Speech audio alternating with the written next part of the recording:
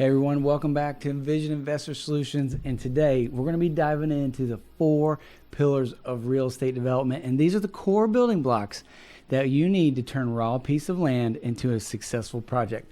Now, whether you're brand new development or you're scaling up, getting these right will make all the difference.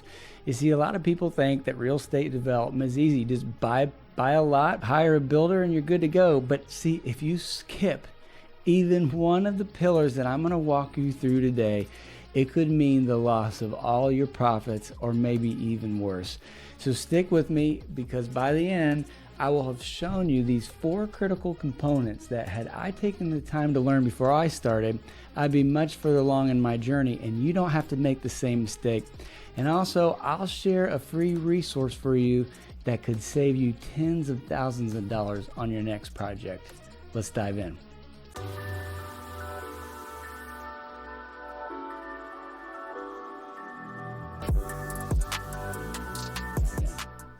All right, there's 4 pillars, 4 quadrants, things that you're going to have to develop in if you want to be successful in real estate development. And I think about them like this. The first quadrant is knowledge. There's 3 pieces of knowledge that are going to be really important if you're going to be successful with your next deal. And I bet you, if you think about your last deal, there's probably some that you did really well, and there's others you didn't even think about. And likely, if you made or lost money, you could probably pin it to one of these pieces of knowledge. You see, the first thing that you're going to need to know is you're going to need to know the rules. What are the rules of the game? Right, and the rules of the game of real estate development, as you've heard me say, is the UDO, Unified Development Ordinances. Every county and city, each municipality has set their own rules about what can and can't be developed in a certain area, and you're going to need to know the rules. I see it all the time. People buy this choice property, this steal of a deal. It's a great property. I'm going to make a killing here, only to find out that what they wanted to develop isn't even permitted in that area. So first part of the knowledge you're going to need is the rules of the game. You're going to need to know specifically the UDO. The second thing that you're going to need to learn knowledge-wise is trends. Things are changing dramatically in residential real estate. I'm seeing things today in the middle price point that would only be offered in luxury homes just a couple of years ago. You're seeing those trends continue to filter their way down. And so if you're still developing property based on what you bought or sold 5 years ago, then you are totally missing the market, and the buyers and renters out there have moved on. They're expecting so much more from the properties than what we used to have to do a couple years ago. You know, the post-COVID days when there wasn't enough inventory and everybody was trying to buy a home, you could build anything and put it out there, and the marketplace would gobble it up. But right now in 2025, it's a buyer's market. So the seller's got to pay particularly close attention to what the trends in the marketplace are, because there's lots of options for buyers out there. You want to make sure that you have the best option. And the third knowledge that you are definitely going to have to become an expert in is the numbers. There's so many numbers to real estate development, and if you don't know your numbers on the front end, then there's lots of money you could either lose or not make. And so what are some of those numbers? Build costs, design costs, soft costs like holding costs, legal fees, vertical costs, horizontal costs. There's lots of different costs that you're going to have to know to be successful, and you're going to have to know what are things selling for. So when you start to think about what you're going to want to develop, you need to know the area that you're going to be developing in. What are things selling for? What are things renting for? What type of product do I have to put on the market to get top dollar? If I don't go all the way like the luxury homes, what kind of discount am I going to have to offer on a sales price? So you're going to need to know your numbers if you're going to be successful in real estate development. The second important pillar that you're going to need is a process. I see way too many newbies. They just buy a piece of land and they think they're off to the races, and they have no idea what they're doing. I get calls after call after call every week from people who are super excited for us to look at their deals with them, potentially build with them, and they don't even know what the next steps are. You see, if you go about getting steps out of sequence or skipping a step or not even knowing that you need to do it, you can end up in a world of hurt. We bought property after property in the early days when we didn't have a defined process, and we paid the price for it. Maybe we didn't have the survey at the right time, or we didn't call the planning department when we should, and we bought properties without the right knowledge and without the right process, and we paid for it. So you're going to need to know what leads to the next thing when it comes to real estate development. And so we use a 7-step process when we're going to develop a piece of property, and it's the same 7 steps every time. It's like going to Starbucks, man. When I order a latte in Durham, North Carolina, it'll be the same as a latte in Seattle, Washington. Why? Because they have a particular process.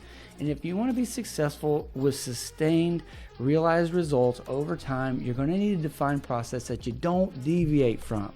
You're starting to get into trouble when either you don't have a process or you're deviating from it. And so whenever I start with a real estate development, our process always starts with a strategy.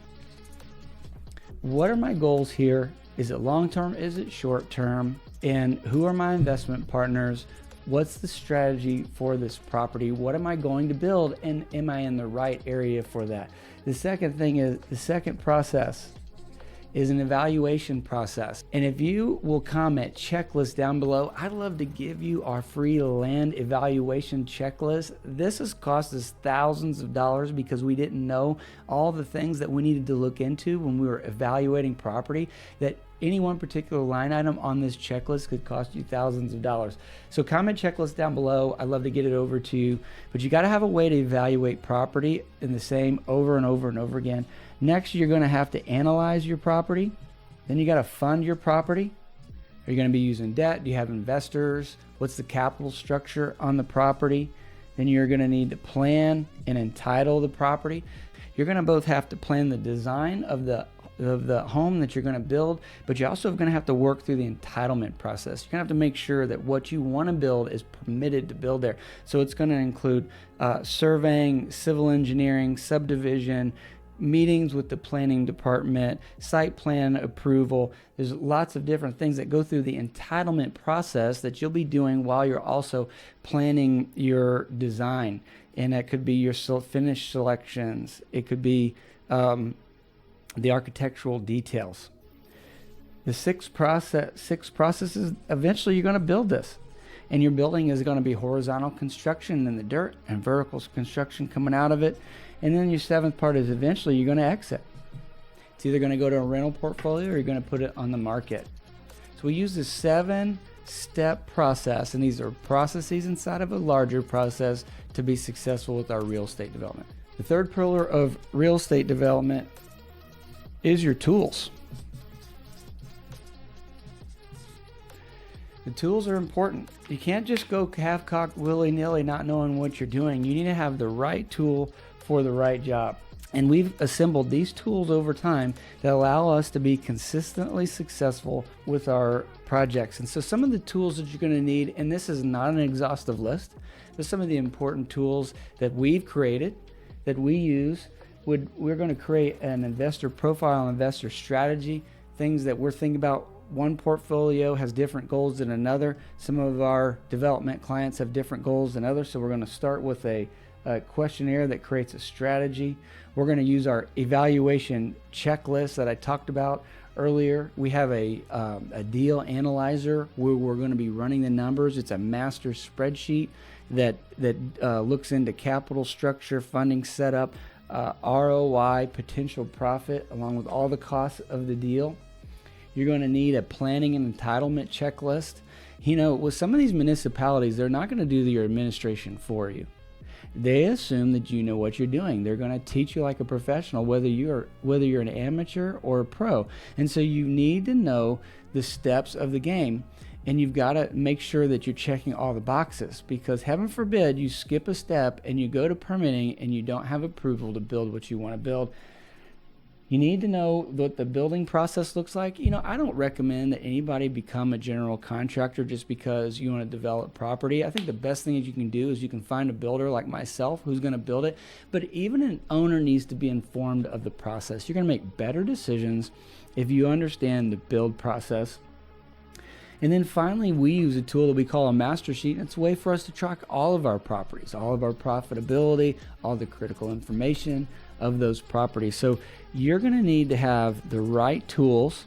You own 1 or 2 properties, maybe it doesn't matter, but when you begin to scale and you start to put multiples in a portfolio or have multiple projects going on different sites, you're going to have a way to keep track of that. And we use a master sheet to do that. And the final pillar for real estate development is your team. Real estate development is a team sport. Some of you are buying property on your own and you're making decisions on your own, but you're not going to do this on your own. You're not going to be successful alone. There's an old saying that says, if you want to go fast, go alone, but if you want to go far, go together. And real estate is not a sprint. Real estate development is a long process. You can get away with a lot of things when you do a lipstick flip, or you do a wholesale of an existing property where you just kind of put something on the MLS under contract and try to sell it before you close. But if you're going to do real estate development, this is oftentimes a multi-year process, and you're going to need a team. And there's just way too many details and transactions involved in the process to think that you can do it all yourself. As it was explained to me when I first got into it, that there's maybe about a couple hundred micro transactions that make up one real estate transaction, and you really only need to get good at one to make money on it. And what I've learned is there's only a handful of it that you're going to get really good at, and you need to make room for the right team around you. And so your team is going to consist of your agent. You need someone that's going to help you not just purchase a property on the front end and not just put a sign in front of it on the back end, but your agent needs to be an important advisor who's telling you what the comps are, what the ARV is, what the trends of the neighborhood and the marketplace is, what the buyer at a certain price point are expecting. Next, you're going to need your surveyor. This is so important. Every property you buy, you're going to need a survey. And so developing a close relationship with your surveyor where they prioritize you, where they can turn your information around quickly will be super helpful. Your surveyor is going to take you through subdivision process, so they are going to be a trusted team member along the way. You're going to need design professionals. When I think about design, specifically you're going to need an architect. They're going to have structural engineers, but I highly recommend having a relationship with the structural engineer. Things come up along the way that you got to be able to get engineering, even in mid-process. You're likely going to need a civil engineer. Start to have any sort of site plan review or multi-lot on one site. A civil engineer is going to help you plan that. And there's other engineers that you might need, interior designers that all come on this on the design team. Some of them come together. They all know each other, and sometimes you got to find them yourself, but they're all important. After your design, you're going to need contractors. You're going to need your GC builder like myself. You're going to need site work contractors and utility contractors. They're going to be some of the important relationships. Sometimes builders or GCs will have all those relationships, and sometimes you need to have them yourself. There might be a certain project that you're going to buy a piece of land, subdivide, and build a bunch of units on. And the next project, you might just entitle land, put a road in, and sell the lots to builders. You wouldn't need a GC. You would need a site work contractor and utility contractors, and you'd sell it to builders. So contractors are important. You're going to need a good lender. Probably your lender may not look like the person who loaned you, gave you a mortgage on your primary residence. We found a lot of times, especially for smaller development projects, your traditional lender just not set up for it. They'll tell you all day long that they'd love to help and they quote you a really great rate, but by the time you try to get through their underwriting process, it's almost impossible. I've heard stories of bankers that basically want you to have the same, the total project cost in the bank before they loan you the money for the project cost. It's like, if I had all that money, I wouldn't need you. But there are lenders who specialize in investment deals who can be great help to you. And then after your lender, you're going to need attorneys. It is a very helpful thing to have a closing attorney that you know well, that knows you, that you can get on the phone and you can talk about things. You're starting to close property, you get things under contract, and you just never know whether the property that you're trying to buy is entitled, is legit, has clean title.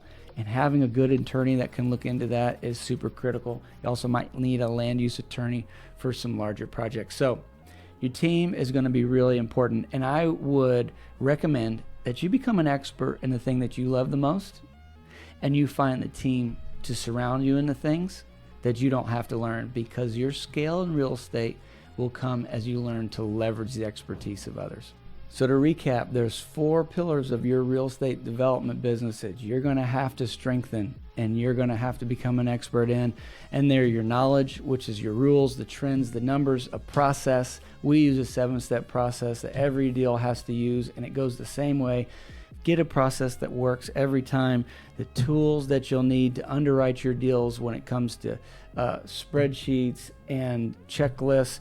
And then finally, your team. These are the 4 pillars of real estate development. Super important, super helpful.